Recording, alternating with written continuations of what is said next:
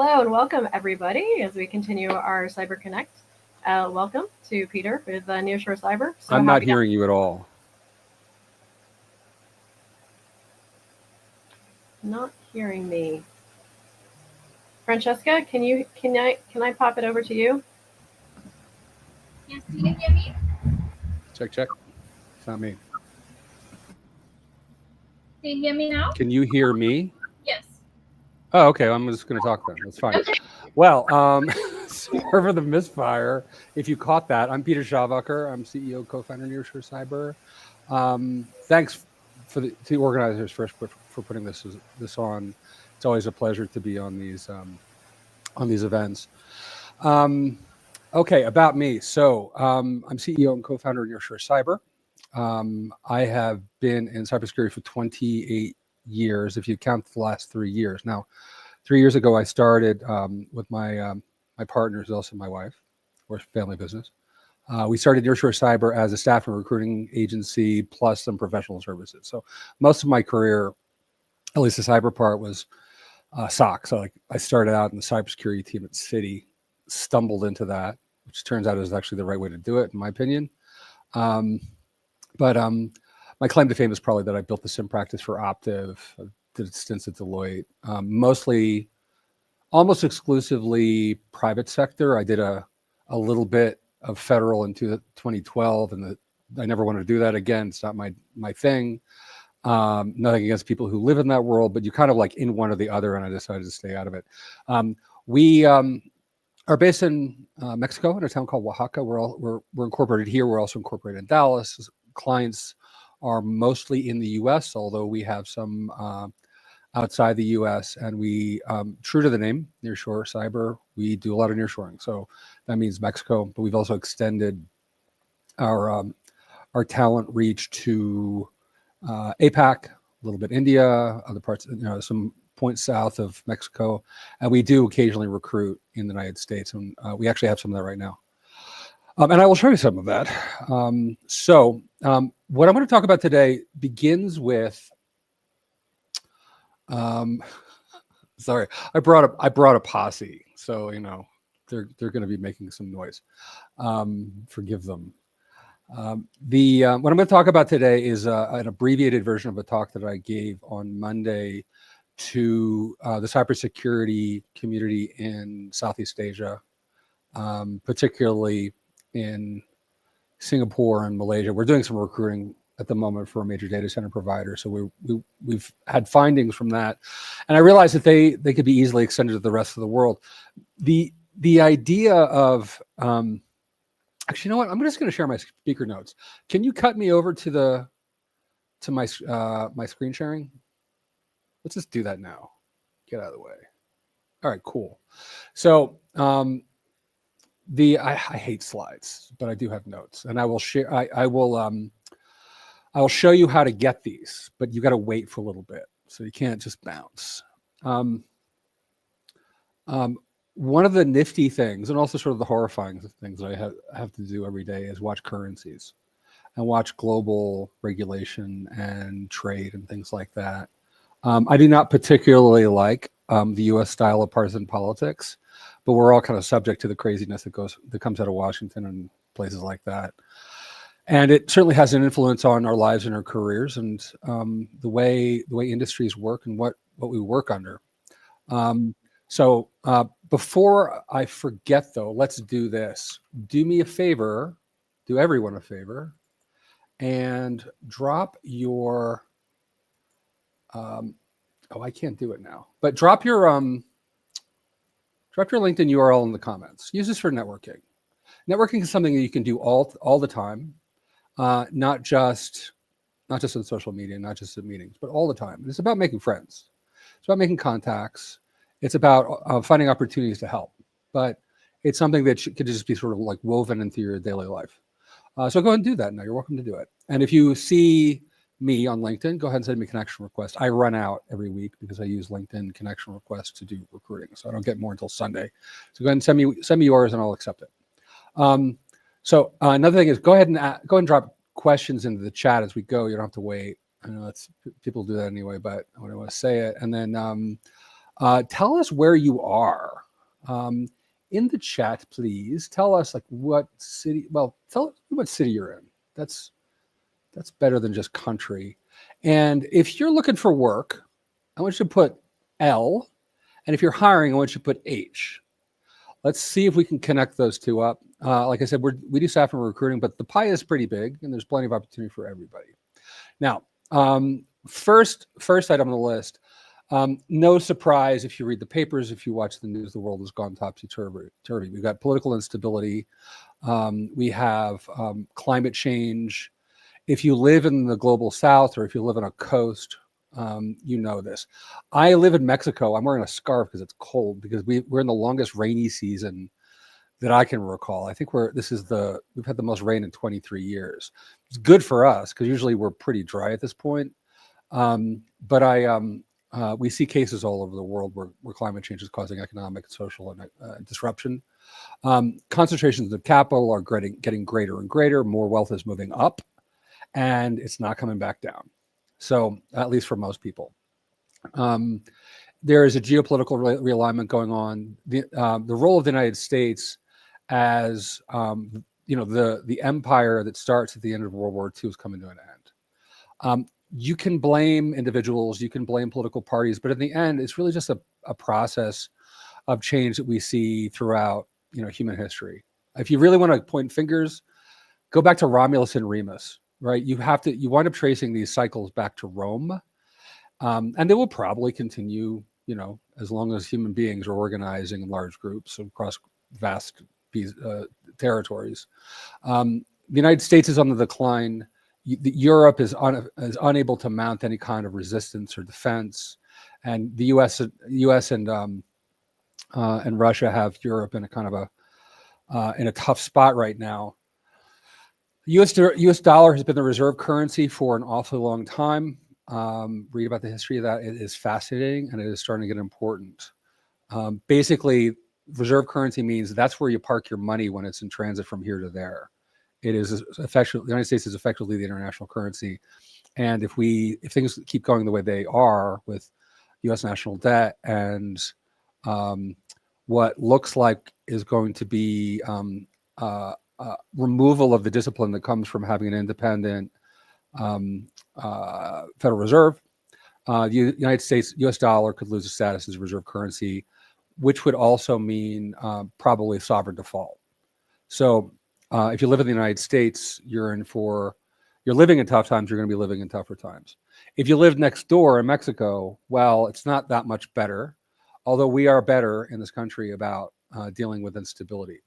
Now, the money and the power is going to go someplace, and it is going to China. It is going through places like Singapore. I see this in the recruiting that we do. Like the Singapore's job market is tight, and there is very serious talent there. Malaysia, which is right next door, and they used to be part of the same country until the 60s, I think. Malaysia's job market is also very tight. There's a lot of work to be done, and not enough people to do it. There's also, interestingly, a lot of OT talent, operation technology. So they're like different kinds of talent, different parts of the world, depending on industries, geography, the kind of trade that flows through there. Something like half the world's oil and gas bounces through the Malay Peninsula. Double check that fact, but I think it's roughly correct. Now, if another way in which to look at the flow of power on the planet is that countries that are used to dealing with instability, like Mexico, like parts of Southeast Asia, like India, find themselves in a pretty good position because they can deal, because people are used to dealing with adversity, used to adapting. They also tend to look at security differently. So cybersecurity in a place where there is the threat of violence, insurrection, different kinds of government repression, different kinds, live differently and have different kinds of skills and capabilities. What you get are greater importance of social connections. Family connections mean a lot more. Like if you can't get a contract resolved in court, you do it through family and friends, right? These are working systems that are not dependent on governments or large corporations so much. So what does this mean for information security? And by the way, toward the end of this, I'll talk about what specifically to do if you are an old timer in cyber like me, and then I'll talk about what to do if you're new. So what we have this sort of perennial problems of the increasing severity and frequency of malware, host-based attacks, so-called lull bins, which is just to me like what we used to do in the 90s. That continues. Fraud and phishing gets worse. The distribution of talent is a worse problem now than it's ever been. There are people who look at the IAC squared. Sorry, I still call it IAC squared, IAC2, who look at their studies, which are really about what hiring managers want, not what they're budgeted for, but what they want is, well, amounts to about 4.5 million unfilled jobs in terms of what they intend, not what they're going to get. But it says a lot about what the need is. And that's true. There are also a lot of people looking for work who don't meet the needs of the hiring managers. I have interviewed about 2,000 people over the past 3 years, maybe more now. We track about 18,000 profiles. And there are a lot of people with skills that aren't useful, not marketable. There are a lot of people who invest heavily in certifications, and those are not useful. They're not valuable. Part of it comes down to the fact that the marketing of training and certifications is, well, it's designed to sell and market certifications. It's there to make money. The actual work that we do to become cybersecurity professionals is different. And actually, let me jump a little ahead for a second. I've earned a lot of certs over the years. I got the Security Plus when it was in beta. I got the Project Management Plus when there was one, when it was in beta. My very first certification was an A Plus 1996, back when it was like grandfather. I still have it. I don't have to like renew it, as far as I know. I wouldn't if I did have to. I got the CISSP in 2002. I kept renewing until about 2 years ago when I decided to stop paying the ransom. There was a time when certification exams and the training materials were cheap. And the way you dealt with those was you did the work, then you did the cert. This business of studying for certification, taking the exam, and then going looking for the work is backwards. And that's why that's why hiring managers who actually understand what they're doing mostly ignore them. A certification that doesn't have experience behind it tells me that you can pass a test. And no one pays anyone to pass tests. So let that sink in. It's bad news for a lot of you. And then begs the question, what do you do about it? Right? We'll get to that in a minute. Hang on. Stay with me. Okay. What's going on in terms of structural changes? That second item, legacy security approaches becoming obsolete. Security itself doesn't change a lot. Security itself follows patterns. It has certain principles. Things like even zero trust, which shows up, 12 years ago. I think that's when Kindervag, when he was with Forrester, started talking about it. It's based on principles that go way back to the 70s, probably earlier, right? So these are not new concepts. Principle of least privilege is as old as the hills. Multi-factor authentication is not new. The fact that attackers find ways to get around stuff, that's just hacking. And that's as old as espionage and, stealing, right? So security itself is not new. The substrate on which security runs, IT, business, economics, social structures, those change a lot, right?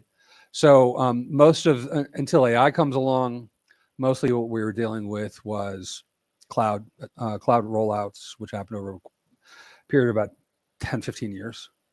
And what looked like, it was looking like blockchain and cryptocurrencies were going to matter in a certain way. They still matter, but they were a little bit early, maybe a lot early. We have, and Stan talked about this last time before he talked about quantum computing. That's next. Fortunately, we're kind of in between that. That's a little bit early. But it's IT that changes. So if you got into security because you think that security is going to change a lot, that's not a good reason to do it. You can do that in IT. Security has to ride that wave and has to, as part of it. So what do we need to do? We need to go back to the basics. If the fundamental security don't change, and the underlying systems on top on which things like AI rest don't change, what do we need to look at? Here's are the things that I find gaps in all the time in evaluating candidates. One, Linux. And I don't mean Kali. Please stop using Kali. Unless you're a seasoned professional who already has a command of the tools in the operating system, don't use Kali. Kali is terrific for convenience. If you are trying to learn, it is worse than not using it at all because one, it'll give you an unrealistic sense of your own abilities. And two, it hides the good stuff. Now, how do you learn Linux? Well, for one thing, you can read source code. You can look in the comments. And I mean the source code, I mean C and Python. Get comfortable with that stuff. The comments are oftentimes great. And if you don't understand the source code, ask AI. Say, explain this code to me. Write the comments for me if they're not in there. But if you look at the core utilities, the basic the basics of Linux, you'll find that all that stuff is well commented. If you don't have the source code on your own system, just look for it. There's source code repositories for pretty much every Linux distribution on the internet. You can see it there. Networking. How do you learn that? Well, one way, build labs, troubleshoot your lab. Have at least 2 computers, maybe 3 computers, put them on a switch, get your friends together, pile your equipment into somebody's spare bedroom or whatever, and make things talk to each other. Now, question is like, what? Like, so what? So you have this machine can talk to that and I can SSH. Big deal. Well, one of the things you can do is ask an LLM for a project. You can say, Bob and Carol and Ted and Alice and I are getting together and we have list equipment. These are our skills. These are our abilities. This is our experience. You can even drop your LinkedIn and your CV in and say, this is where we're starting. Suggest a project. Suggest a project that we can complete in 8 weeks. And state explicitly what you want to do with it. If you want an alternative to certifications, you could say, suggest a project that would result in some kind of deliverable, working code, documents, whatever, that I can put on the internet. Maybe it's GitHub, maybe it's the Nearshore cyber community, which I'll show you in a minute. But go ahead and publish, and then link it up to your CV and your LinkedIn profile. That way, when somebody says, well, how do we know you can do this? You can say, oh, the certification is about passing a test. My friends and I actually did it. Do you want to see a link to the code, to the working application, to the documents? Make video of yourself demoing it, right? And the great thing is, most of this stuff is free. Free. Certifications are expensive, both in terms of the money and the time. Right, so you might as well build something, and you might as well build something with something you're supposed to be learning, which is AI. Right, systems design is another. You get that through to learn to write software. I avoid saying coding because coding is just one part of software development, and software development is a component of systems development. So you have code, you have software, you have systems. Each of those deserves its own, I don't know, several days of conversation. Won't get into it. Another is product and project management are becoming increasingly important. Andrew Ng, who's the CEO, I think, of Coursera, a couple of months ago, talked about the change in the ratio of project managers to software engineers. He said at one time, the ratio was 1 project manager to 3 developers, 3 software engineers. That has inverted. Now it is 3 project managers to 1 software engineer. Why? Because thanks to things like software-assisted coding, software-assisted application development, vibe coding, which is a valid term if kind of goofy, project managers can write their own prototypes. Project managers can do more than just like make diagrams in Figma. They can build working systems that may not be secure, probably aren't secure, aren't scalable, aren't resilient, but are working, and they can use that to test features. And then they can consult with a smaller set of software developers and then pass it off to them for finishing, right? We're seeing a lot of that. And what that means then is a team of 4, let's say, 3 software developers, that used to be 3 software developers and project manager producing X amount of software or product, can now, if you invert that, produce 10X. And with better quality in terms of what people actually want, because you can test, you can show software to people, and also then make more efficient use of capital. So the amount of capital that's sort of moving around right now is actually going to become not entirely irrelevant, but less relevant. What that starts to look like is you want to build a software product and it's 2020. You need $1 million in 2 years to build your MVP, your minimum viable product in 2020. In 2026, maybe even 2025, you need $50,000 or $10,000 and 6 months, which what that suggests is that you can then maybe avoid having an A round, maybe even a C round, and take something to market. And also means that if it doesn't work, no big deal. All right, let me take a quick detour for a second. Like I said, go ahead and connect with me on LinkedIn. I'll accept. This is our website. I vibe coded this thing. Here we have resources. And this is something that I vibe coded. MSSP financial calculators. These came out of the MSSP and MDR consulting materials that I've been carting around for 20 years or so. I decided I wanted to stop doing that, but I wanted to give away what I built. So I started producing documents, and those documents contained appendices that had formulas in them. And they were not fun to read. They're just not interesting. So I thought, maybe I'll create a big, fat Excel workbook. No, I hate Excel. So I dropped it into my vibe coding platform. This just happens to be called Lovable. There are others, Google for them. But it created about half of this in one shot in 5 minutes, including things like that I didn't actually even expect, like explanations as to the breakpoints and how to think about these. Amazing. I could probably charge money for this thing. I decided not to because I'm in the staff and recruiting business, not the software development business. But it's an example of the kind of stuff you can do. Other things that I managed to do is create backgrounders for podcasts that I'm working on building. I'm not going to dig into this because you have to log in, but go ahead and go to www.nearshorecyber.com.mx/whitepapers, or just click the library link and you can read these and they're free. And they were built with a combination of my notes, my thoughts, my writing, and a lot of research from the LLMs and an awful lot of manual and semi-manual fact checking. Some of these I had terrible problems with hallucinations. Those are all solvable just with sort of rigor and clever prompting. So that's one of the things where I was able to do, and it cost me probably spent about $300 on Lovable over a couple of months. Let me go back to this.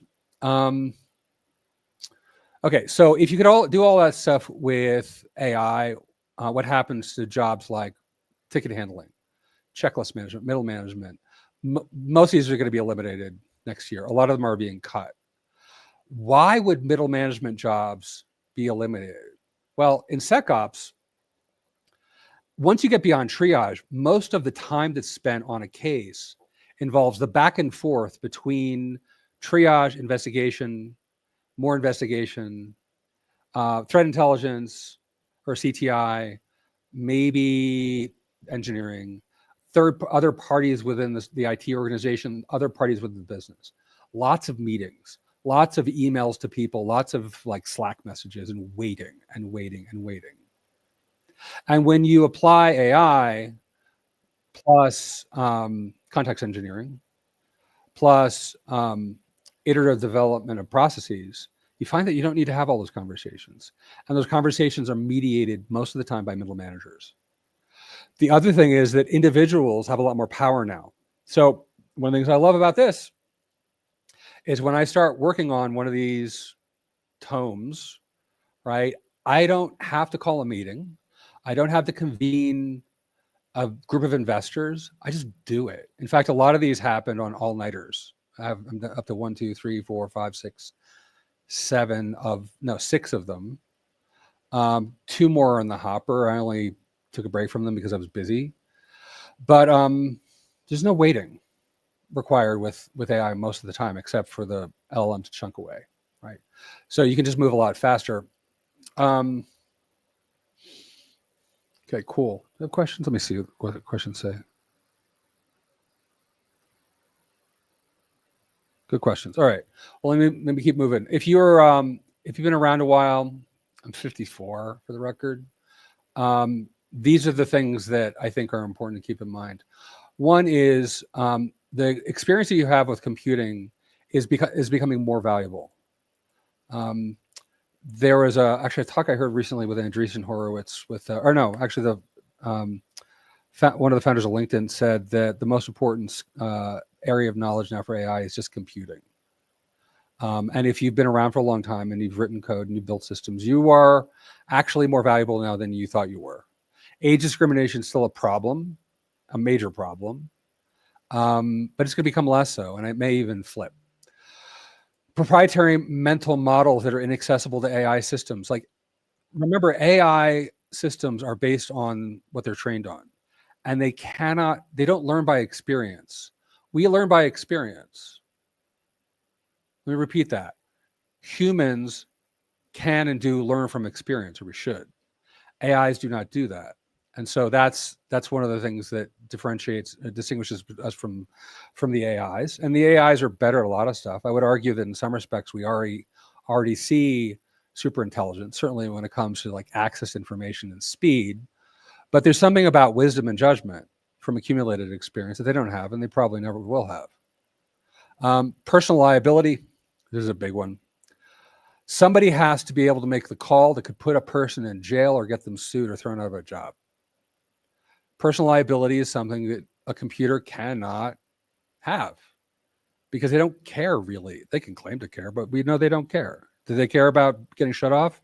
Depends on what you mean by care. They can be rewarded or punished in terms of like their programming, but they don't actually care. I mean, remember, every AI is a kind of empty shell. It's not exactly a zombie. It's kind of like that. The other thing is binary versus non-binary thinking.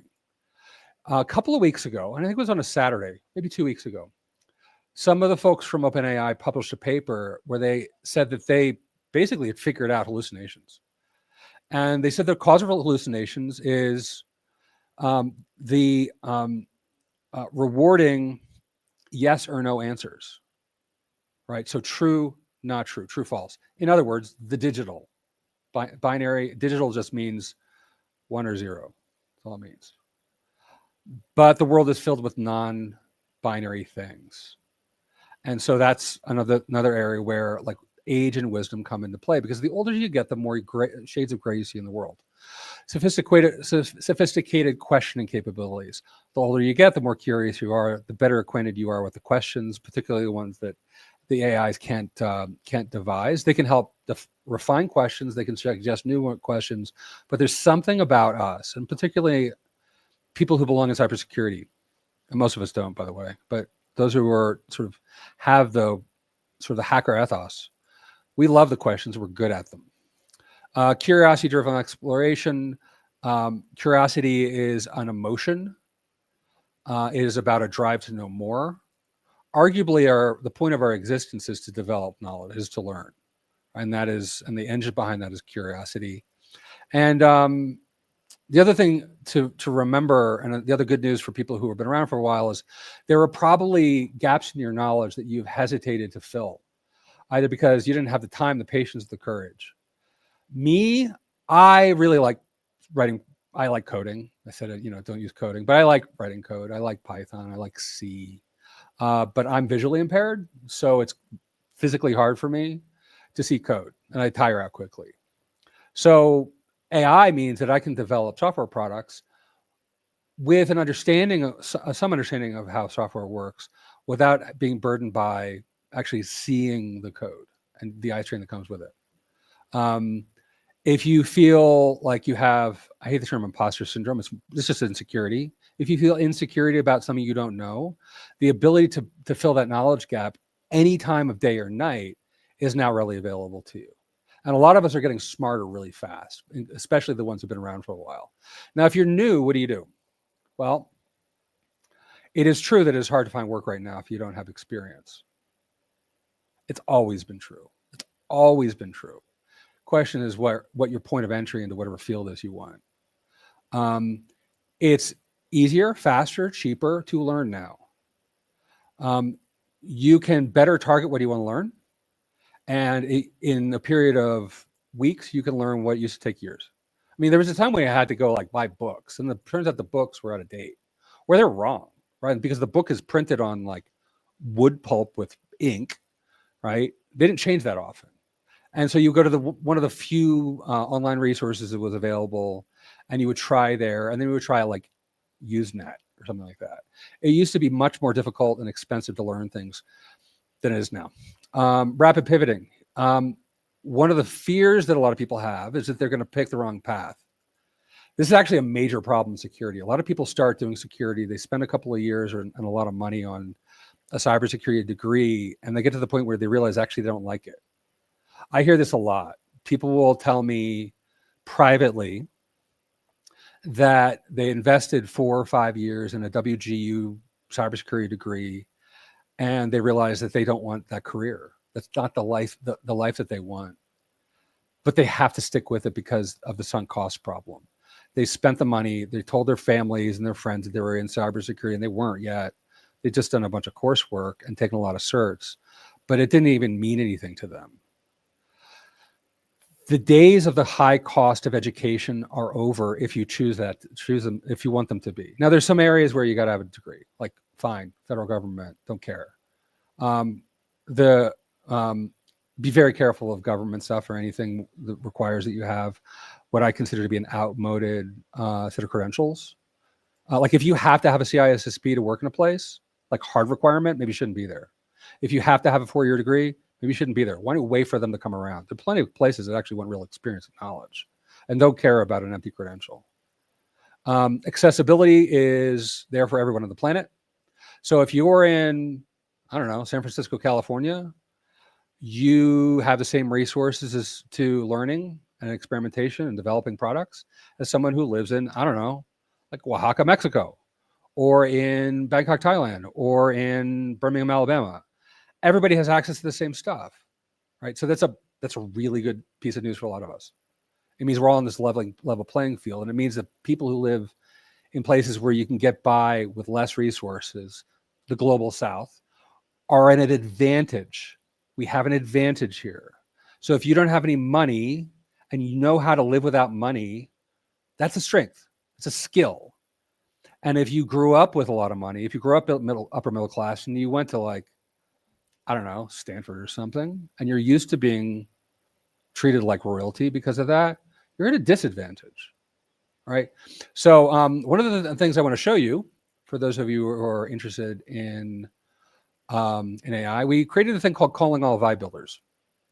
Calling All Vibe Builders is based on the old Linux user group model. If you are my generation, you went to Linux user groups, you know that these were places where you go and demo stuff that you built. For example, a little bit of what I just showed you earlier, the things that I built on Lovable platform. We meet on Tuesday nights from 6 to 8. If you go to this site, you go to events, you will see that there. We also have an open office hours meeting, by the way, if you want to hang out, ask career advice, what have you. The way you get to this is you click the join community link. It's all free, by the way. I don't charge for any of it. I'm in staff and recruiting, not training. But click that. It'll get you in for free. Just have to get a little bit of information. It gets you on my mailing list. But come to this. I am about, if you're on the other side of the planet from me, we're going to start calling all Vibe builders for APAC. And we're going to start playing more backdoors and breaches games, right? So good way to learn, good way to network. Let me go back to my notes. Let me see. Actually, maybe that's enough. We'll do questions. I usually run out of time. Okay, so what's going away? Level 1's going away. Level 2 might go away. If you're gunning for a SOC job, you're running toward something that's not going to be there in 6 months. Now, why are people still selling that? Why? Because herd mentality. Because SOCs are teams, and SOCs can be sold to and staffed and trained in blocks, which make them more lucrative. So if you're a training provider, you can create one set of training and sell it on an on-demand basis, or you can sell classes on an on-demand basis.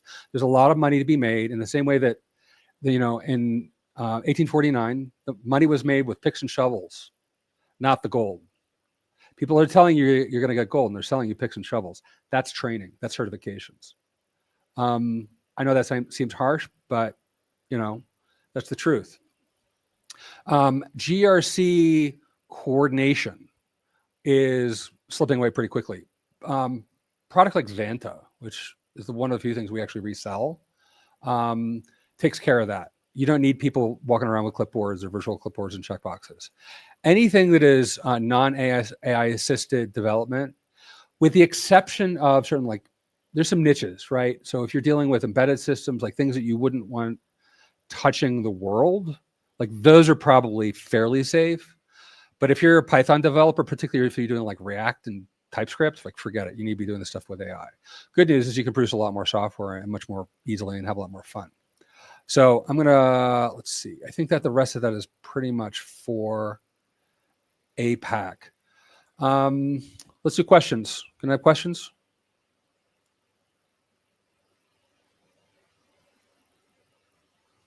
I just turned off the screen sharing. You can go ahead and turn it off. Actually, I will do this here.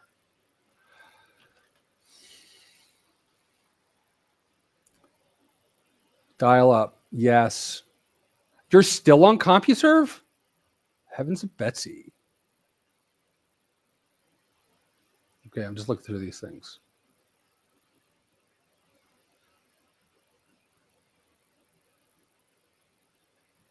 What impact do you see de-empiring the rise of regional economic blocks have in the global cybersecurity talent market?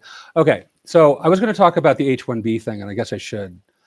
What's going to happen? Looks like what's going to happen is the H-1B is going to cost $100,000 per year for 3 years, which basically means if you're coming to the United States as and expecting an H-1B, it's not going to happen. I believe, although it's funny, the effective banning of H-1Bs is good for me as a business. But as a human being, I think it's awful. I don't see any reason for it other than simply racism. And so I'm opposed to it. I think the H-1B system was already inhumane, and we should have open borders, period. So that's my politics. Now, as for what's happening, you're going to have a U.S. only market, very like domestic to domestic. You're going to have far fewer people come in. What a lot of people don't realize is so much of the innovation in Silicon Valley came from like really brilliant people from South Asia and Southeast Asia, from China, some from Europe.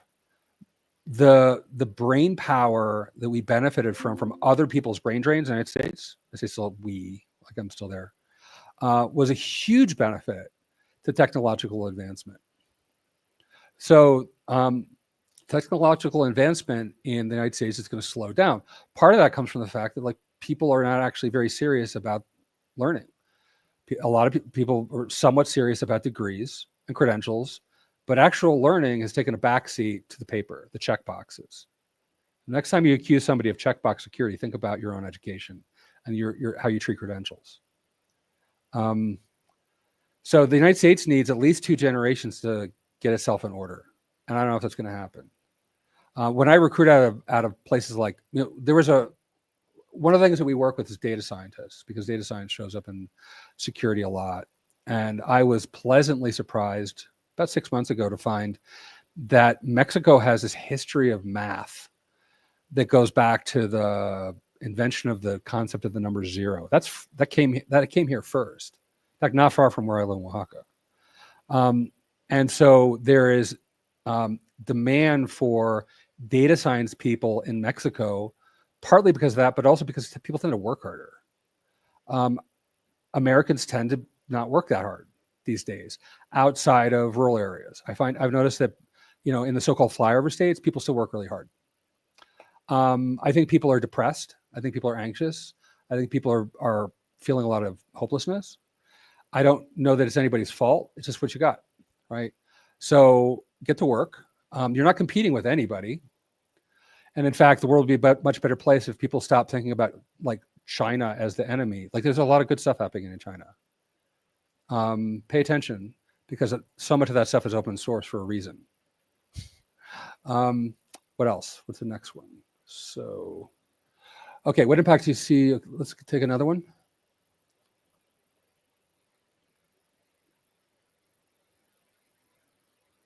I do not have the... Do I have the chat over here? I do not. You're going to have to feed it to me. Okay. But what about these jobs that ask for specific certifications and requirements? They don't mean it. So certifications have one advantage, which is their keywords. So if I'm looking for somebody who is like a SOC person, and I want to try and find them in the data, I have to, and I do this every day. Splunk, CrowdStrike, threat hunting, cyber threat intelligence, insurgency, like there are all these keywords that one has to look for to describe someone, or I can go CISA Plus. CISA Plus covers all that, right? It's a matter of convenience for the people who are writing the searches. Now, that's a scaling problem on the part of the recruiters. The other thing is that most recruiters don't actually understand security. I started Nearshore Cyber because I like actually interviewing people. Currently, the best way to find out what someone can do is to have a conversation. I think somebody earlier, I forgot what it was, talked about a couple hours ago, how when they were interviewed, they were asked questions about how to solve like scenario-based questions. The reason those are asked is not to find out if you can address a particular scenario, but to provide hints that you have done the work. I need to, if I'm a hiring manager, I want to hire people who've done the work before, not people I'm going to have to train. Nobody has time or money for that. Right? It's just how it is. So the certifications are a shorthand, and the problem is that it's too easy to pass a test. So they just don't mean much anymore. Now, there are a few that are good. The CISSP is technical and basics. People will tell you it's not particularly technical. I don't know what they're saying. It's technical. They'll say that it's advanced. It's not. It's basics. One of the most important things about the CISSP is you have to have 5 years or 7 years, depending on whether you have a degree or not. You have to have time in the field before you can get the certification. You could take the exam anytime you want, as far as I know. You just won't get the cert. I got a lot of studying for it. I still remember some of it because I studied my butt off for it. I still recall things that like what an S curve is and security models. Good stuff. The CISA, good material. The PMP, which is not security, but from the Project Management Institute, excellent, right? But the Security Plus, I have interviewed probably 1,000 people who have it who don't know what the CIA triad is. They don't know the basics. They pass a test, they forgot it all. What that means is when I see that, I go, all right, spend $500 and study for a week. Now I have to interview them anyway. And usually I just pass over it. I don't know. I just skip it. The problem we have is a lack of imagination and people wanting to believe that there is a path into a cybersecurity career. First problem is if you've never been in cybersecurity, you don't even know if it's for you. That creates a dilemma. How do you find out if it's for you if you can't find out until you get there? Well, one way you do it is get to know security people. Where do you do that? Get a job in an office. Doesn't matter what the job is. Get a job in an office. Me, customer service. Customer service jobs are hard to find. Getting harder to find. But there are still office jobs. There's still clerical jobs. Get a job in an office. Get to know the IT people. You may find that before you get to security people, discover two things. One, security is in everything. It's all over IT. To do security, you don't need to be a security specialist anymore. In fact, I don't know if you ever did. The people I came up with back back at Citi, they were Unix engineers doing security, particularly identity and access management and host level security, kind of for the first time. They were doing security, but they weren't security people. The department picked up the name security later, right? And most of IT is still that way, particularly cloud. The other thing you're likely to find is you actually like IT just fine, and that the need to get a security job with the title doesn't matter. IT is cool. IT is fun. I think. If you don't think technology is exciting, if it doesn't light you up, you're not going to be successful in security. Security is fundamentally an engineering discipline. Don't let anybody tell you any different. It has business aspects, but it is an engineering discipline. When we get it wrong, it's because of engineering. When we get it right, it's because of engineering. Yeah, somebody has to pay for it, but somebody has to pay the car. That doesn't mean the car is a business thing. It's a mechanical engineering thing, an automotive engineering thing. Security is an engineering discipline. And if you love tech, you're probably going to be successful. If you don't, you should do something else. And that's okay. Like the world needs like lots of other stuff. Next question. How do we learn vibe coding? Well, vibe code. And if you're not sure, just come to Calling All Vibe Builders. We'll show you. Go to an LLM and ask that question, and it will tell you. It's really simple. Keep asking questions like that. It's addictive. That's one of the best parts of it. What skills should cybersecurity professionals defend against AI-enabled zombie attacks? Authentication is pretty much all we've got. Pay attention to that one on the political front. In the UK, they're starting to talk about digital IDs that everyone has to carry at all times. And one of the reasons that they're giving for that is deepfakes. They're also talking in the UK about what they call the terrible threat of immigrant labor, which I think is made up mostly. But yeah, like the problem with deepfakes. Well, actually, I think, okay, you're talking about AI-enabled zombie attacks. I'm not even sure what that means. Are you talking about like AI, like automated phishing attacks that use AI? Do better anti-phishing. If you're concerned about, it's like a lot of it just goes back to the old stuff. Let me close off the point I was going to make about deepfakes. The deepfake problem is rooted in an old problem, which is that biometrics are really bad. Like they just don't work that well. Faces, like you can't change your face if it gets compromised, if it gets spoofed. If it will change, my face is not the way it looked when I was 19, right? So biometric authentication has always been problematic. We're going to have to start using digital certificates on things like phones. We're going to be like, okay, you read your code. Here's my code. Are you who? Now I know who you are, who you think you are. And in 5 minutes, you're going to have to do it again. And somebody sort of slipstreamed in a deep fake. That's just how it's going to go. One way that's when it's going to go. All right, next question. You talk about global governance, both security and AI. No. Cybersecurity is very broad. Many specialties around them with specific field within cybersecurity you think is the future. Software engineering. I think there's a lot of software that needs to be tested now, and there will be a lot more going forward. So there's this great hue and cry that all the programmers are going to get put out of work. Yes, there is like this cliff that everybody's falling into, but it's going to be small and steep, and it's going to rocket. There are plenty of opportunities to test and inspect code and look for vulnerabilities that the AI is introduce and don't catch. Great question. Thank you, Victor. Victor always has the best questions because he's a friend. He knows how to pitch me softballs. You got another one? There are more sessions today, I believe.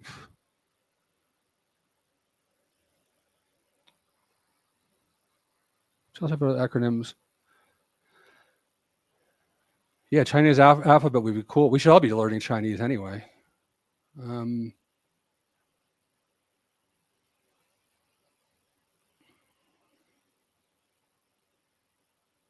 What else? We can close it up here. We don't have to use the whole time. Oh, what skills for the future? Meta skills. skills that help you get other skills. One is the ability to work hard, which sounds a little weird. Like we're not born with the ability to work hard. It's something we develop. So if you've ever been involved in athletics, sports, weightlifting, whatever, my thing is weightlifting because it's actually safer than anything else. Like lift something, put it down. Hard to hurt yourself that way. You know that your ability to sustain pain increases as you do so. The ability to exercise patience increases as you exercise patience. So learning patience, learning how to suffer, learning how to commit to a task and see it through. These are skills. If you have an ADHD diagnosis, I would suggest that you have a different style of thinking. You're not broken. You're just driving a Formula One race car as your daily driver, and you just have to learn how to do it differently. Another is being aware of yourself. Meditation is a good tool for that. The single most important thing when it comes to security, cybersecurity, is knowing if you should be there or not. Only you can say that. We created backdoors. We didn't create backdoors and breaches. We started playing backdoors and breaches because about 1 in 5 people that I would interview, I'd be like, you really, like, I don't know if you should be here. And I would say that. And then like, ugh, right? Not a happy moment for the people I was interviewing. So I would say, all right, come play with us. We're going to do this thing where we simulate a instant response tabletop game. And it's non-competitive, it's cooperative. You can play or you can just listen. But if you play and you feel like this is you and you want to devote your life to it, if you want to devote 8 hours a day, by the way, work-life balance is nonsense. If you do this, total nonsense. But if you feel like you're driven to do this all the time and can't stop thinking about it, great, you're one of us. And you feel like, oh, like, I'm not into these people, right? Go do something else. Like, it's fine. No one will think any less of you.